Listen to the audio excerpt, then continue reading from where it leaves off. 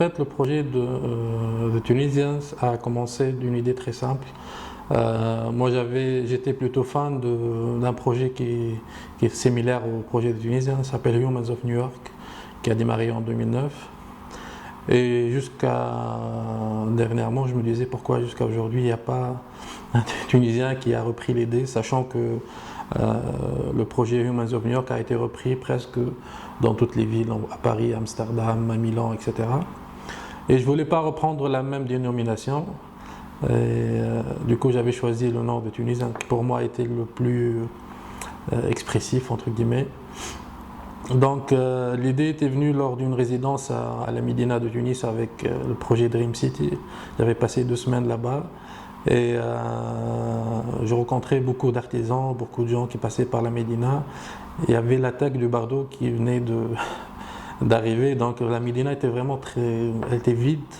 Et donc je prenais le temps de parler avec ces artisans pour voir comment ils voient l'avenir, comment ils se sentent, et ils me racontaient leur histoire, etc. Je me suis dit pourquoi pas ne pas faire passer leur message à travers ce format, en fait, une petite photo toute simple et un petit texte extrait de notre discussion. Et depuis, ça s'est enchaîné avec des artisans, des entrepreneurs, des jeunes cadres. En fait, c'est des Tunisiens qui créent, qui essaient de donner une image positive de la Tunisie d'aujourd'hui. En fait, j'ai 2 approches. Une approche de découverte, entre guillemets, donc je me promène dans les rues, dans la Médina, et je m'arrête, je demande à la personne est-ce que je peux lui parler, est-ce que je peux prendre une photo, et ça donne généralement naissance à une discussion assez intéressante parce qu'on échange beaucoup. Moi, parfois, je passe toute une heure à parler avec la personne pour prendre une photo. Il y a beaucoup qui acceptent, mais il y a aussi beaucoup qui refusent aussi, mais ça fait partie du charme du projet. Et après, la deuxième démarche, entre guillemets, c'est des gens que je connais, c'est des gens qui ont été, entre guillemets, médiatisés ou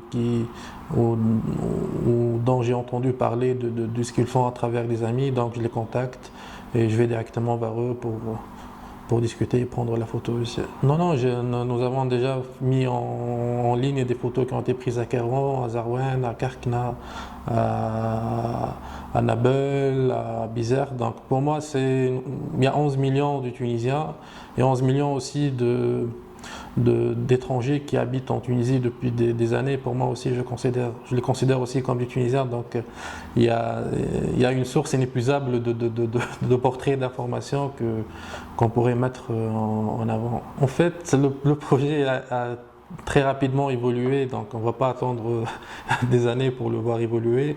Là, on est en train de mettre en place une plateforme web.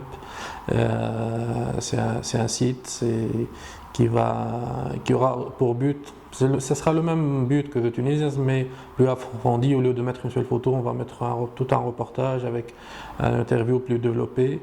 Et l'idée toujours, c'est de mettre en avant des lieux, des histoires, des inspirations, toujours à travers la personne. Donc il y aura toujours une personne qui racontera son histoire. Là, on est encore une petite équipe à travailler sur le projet et j'espère qu'il verra le jour bientôt dans les mois à venir. En fait, c'était un parti pris. Moi, à la base, je suis photographe professionnel, j'exerce depuis 2009 dans le domaine. Je suis aussi le fondateur de la Maison de l'Image. C'est un lieu aussi dédié à l'image et à la photo qui est basé à Tunis. Et en mettant en avant The Tunisians, je voulais mettre en avant plus les gens qui étaient sur les photos que ma propre personne. Donc pendant les 3 ou les 4 premiers mois du projet, personne ne connaissait entre guillemets mon identité. C'était très, très sympathique parce qu'il y a des gens qui ont reconnu le style des photos, qui sont venus me dire on sait que c'est toi, etc., etc. Et il y a d'autres qui m'envoyaient des messages sur la page pour être entre guillemets mis en avant ou pour dire qu'il y a une personne qui est très intéressante à prendre en photo et c'est des amis, donc ils ne me connaissaient pas. Et après, vu que le projet a tendance à évoluer, j'étais entre guillemets obligé à dévoiler mon identité et voilà, donc ça s'est fait comme ça. En fait, c'est l'idée de base, c'est vraiment de mettre en avant des gens qui sont pas très connus, mais des gens aussi qui sont connus, mais qui œuvrent d'une autre façon ou avec une nouvelle démarche à promouvoir la Tunisie à travers ce qu'ils font. Donc on n'est pas, comme tu as dit, dans le tourisme de masse ou dans les multinationales, mais vraiment ça peut évoluer d'un simple menuisier qui est en train de faire évoluer son corps de métier à sa propre échelle, à un jeune entrepreneur qui est en train de mettre en place une entreprise de n'importe quoi pour créer des fusées en Tunisie. Donc c'est vraiment, il y a toujours l'approche humaine qui prime sur le projet. L'idée aussi, c'est toujours aussi de diversifier les portraits.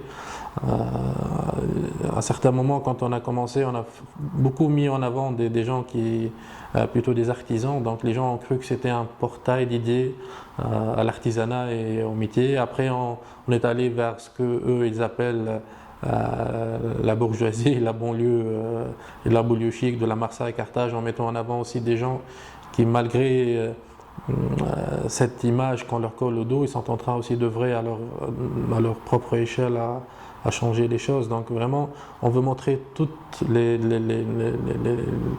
profils existants en Tunisie, toutes les catégories d'âge, toutes les catégories sociaux géographiques. Vraiment, il n'y a pas de limite.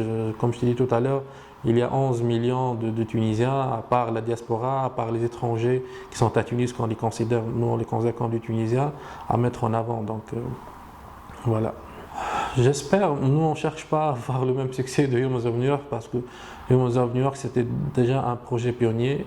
C'est un projet qui a plus de visibilité par rapport à nous, parce qu'il vise déjà le New York seulement, elle a plus de population que toute la Tunisie réunie. Eux, ils ont derrière eux l'appui aussi des médias, du gouvernement aussi. C'est devenu même un projet assez politisé, entre guillemets, qui est soutenu par des ONG, par d'autres. Donc même Humans of New York, il a dépassé le cadre de New York seulement. Dernièrement, ils sont partis en Iran, au Pakistan, à faire des projets. J'espère juste qu'on arrivera déjà à toucher tous les Tunisiens qui sont en Tunisie et à l'étranger. Ce sera notre grande fierté. Après, s'il dépasse ou si elle atteint le même succès que Humans of New York, on va pas dire non. On est toujours preneur. Ouais.